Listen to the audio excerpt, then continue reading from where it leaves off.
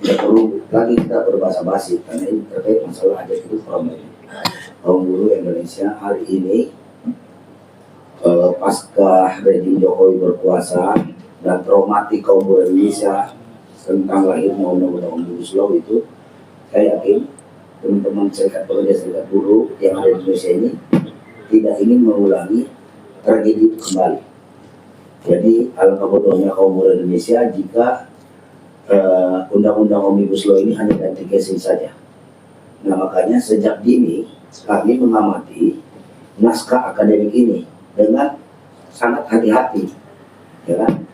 Kami meluangkan waktu cukup banyak untuk membaca 167 halaman ini, yang secara kesimpulannya kami menolak dan menurut saya jauh sekali dari apa yang diinginkan oleh kaum buruh Indonesia.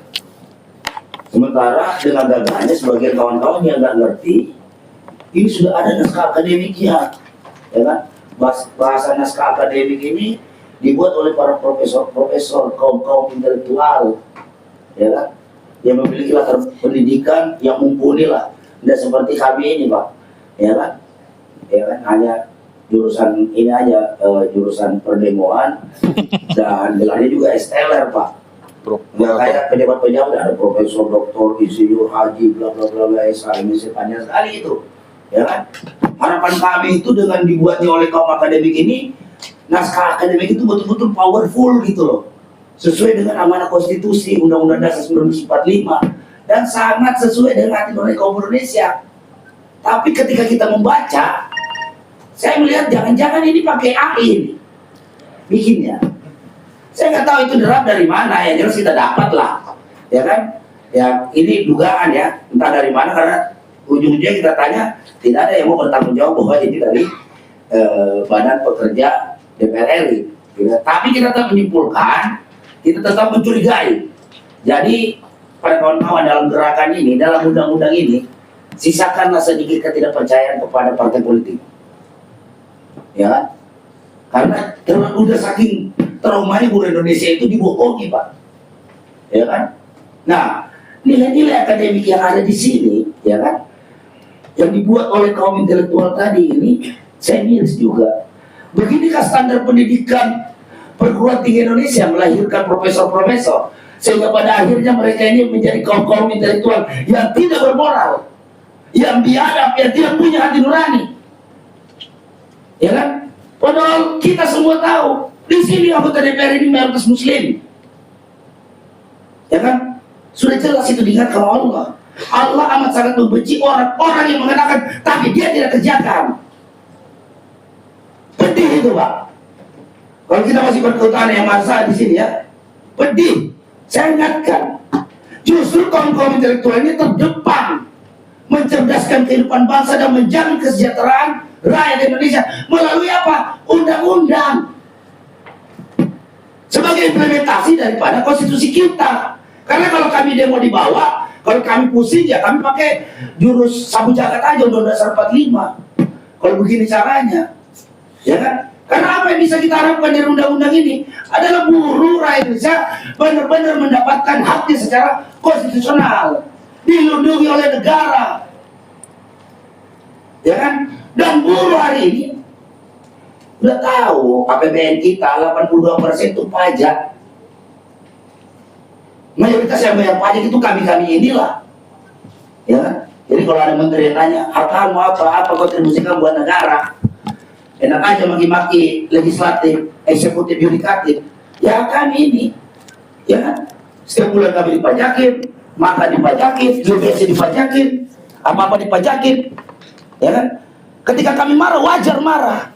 Karena kami menganggap orang-orang yang ada di eksekutif, orang-orang yang ada di legislatif maupun yudikatif itu adalah orang-orang pilihan, orang-orang cerdas, orang-orang paling depan, orang ras-ras unggul di Republik ini untuk memimpin kami, bukan malah menindas kami, membodoh-bodohi kami, menzolimi kami. Nauzubillahi min zalik. Itu kalau terjadi, maka wajar kawan-kawan marah semua, gitu loh. Ya kan? Saya berapi-api begini bicara tadi hari ini karena saya tidak ingin mengulangi lagi undang-undang Omnibus Law cilaka itu, yang benar-benar cilaka itu lahir lagi. Betapa perihnya kami 10 tahun memperjuangkan, sampai hari ini kami masih berhadapan dengan ratusan ribu anggota kami ter-PHK karena undang-undang Sontoloyo itu yang dibuat oleh rezim Jokowi, ijazah palsu. Ya kan? Saking dongkolnya saya ini, Pak. Cuma karena yang terima PKS, saya masih tahan lisan saya biar agak lebih santun. Saya hormati PKS karena saya tahu persis PKS lah yang konsisten menolak undang-undang Omnibus Law. Dan sampai hari ini juga beliau menerima kita, mau mendengarkan kita apapun yang ingin kita katakan. Jadi saya salut sama PKS. Mudah-mudahan Anda tetap istiqomah. Walaupun Anda minoritas di parlemen, suara Anda kecil, tapi ketika Anda benar-benar membela rakyat nanti, membela kaum buruh Indonesia, Anda kalah terhormat. Biar rakyat yang membela Anda. Jangan takut, ya kan? Tidak ada yang perlu ditakuti, hanya Allah yang kita takuti, ya kan? Ini semua dunia. Jabatan yang Anda emban itu sebagai cobaan bagi Anda. Apakah benar-benar Anda benar-benar setia kepada rakyat Indonesia atau menjadi pengkhianat rakyat Indonesia? Ya kan? Republik ini hancur karena terlalu banyak pengkhianat. Ya. Nah, kembali lagi ke catatan akademis ini. Saya nggak tahu siapa yang membuat ini. Betapa tidak bermoralnya, tidak beradabnya, dan tidak beretikanya orang yang membuat naskah akademik itu, ya kan? Membungkus sebuah kebohongan, sebuah kezoliman dengan narasi-narasi yang menurut saya sangat menyesatkan dan sangat menyakitkan hati kita yang ngerti tentang naskah akademik itu. Ya walaupun kita sekolah nggak tinggi-tinggi, Pak, kita tidak bodoh-bodoh amat juga lah. Ya kan? Kami bisa mengerti kemana arahnya nih. Nah, jadi kalau melihat begitu, bagaimana ke depan bisa membangun ekonomi Indonesia ke depan? Bagaimana bisa menciptakan Indonesia emas tahun 2045 kalau bikin undang-undang saja ugal-ugalan dan amburadul begini sejak awalnya, ya kan? Makanya kita mulai mengawasi ini dari titik awal. Jadi anggaplah ini kick off pertarungan antara pengawalan buruh Indonesia terhadap lainnya undang-undang ketenagakerjaan itu. Karena kalau rusak di awal, ujungnya pasti nggak bagus. Itu loh. Ya kan, maka kita kawal dari ini, maka kita ingatkan para pihak, bikin naskah akademik yang benar. Tunjukkan apa karena tragedi ijazah palsu di UGM, terus ijazah tragedi doktor palsu di UI, sehingga menurunkan kualitas para apalagi ini kaum cendekiawan kita hari ini. Sehingga mereka begitu saja menggadaikan ilmu pengetahuannya untuk kepentingan kaum pemodal, kaum kapital besar dengan mengorbankan kepentingan rakyat. Ya kan?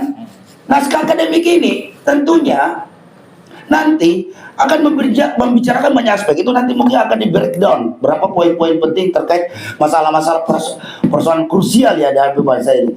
Bagaimana mewujudkan nanti Indonesia Emas tahun 2045 kalau bikin undang-undang saja amburadul begini. Kemudian begitu Anda buat nanti undang-undang, kalau memang udah masalah dan tidak sesuai lagi aspirasi buruh, selain daripada buruh turun lagi demo besar-besar, juga pasti akan melakukan gugatan judicial review ke Mahkamah Konstitusi, gitu loh, ya kan?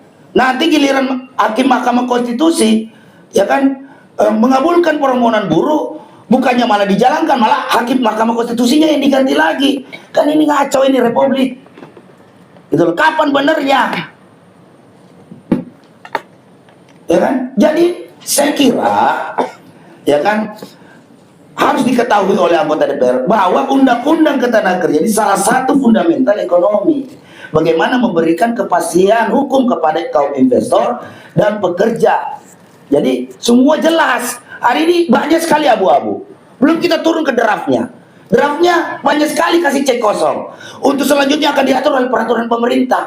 Ya kalau presidennya bagus, tapi kalau presidennya on kayak Jokowi, gimana itu? Ya kan? Kan yang bukan Bapak yang ngomong, saya yang ngomong. Saya bertanggung jawab omongan saya. Ya kan? Kalau Jokowi mau marah-marah sama saya, dari dulu pas saya lawan Jokowi. Gara-gara ini undang-undang Omnibus Law cilaka ini, ijazah palsu itu kan. Nah, jadi bagaimana pertanggungjawaban moral anggota Dewan Perwakilan Rakyat ini, ya kan?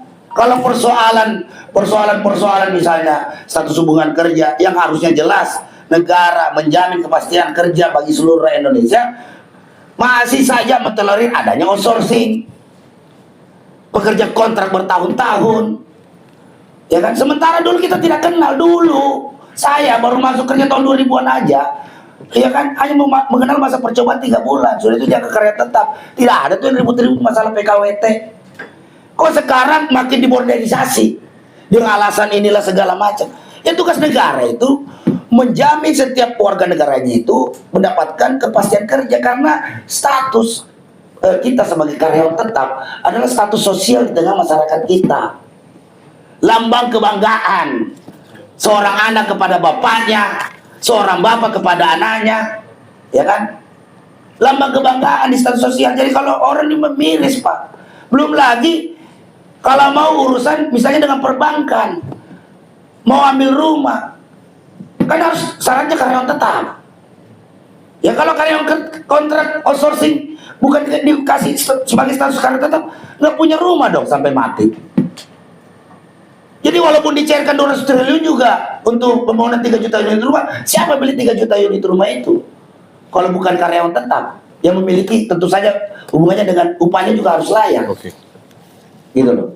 Itu hal-hal efek-efeknya terlalu banyak. Ini kalau saya marah terusin gak enak juga. Nanti teman-teman gak kebagian juga. Sorry nih ya.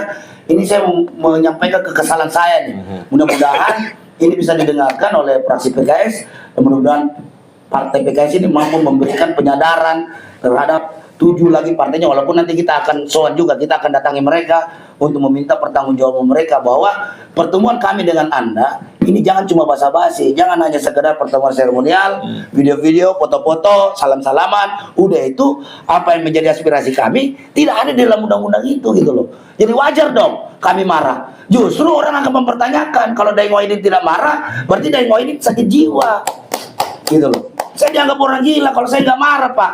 Kalau pernyataan pendapat saya sudah sampaikan baik secara lisan maupun tertulis, tapi Anda tidak mengejawantahkannya dalam pasal-pasal undang-undang ketenagakerjaan nanti, ya wajar saya marah. Gitu loh. Demikian, terima kasih. Assalamualaikum warahmatullahi wabarakatuh. Hidup buruh, hidup PKS.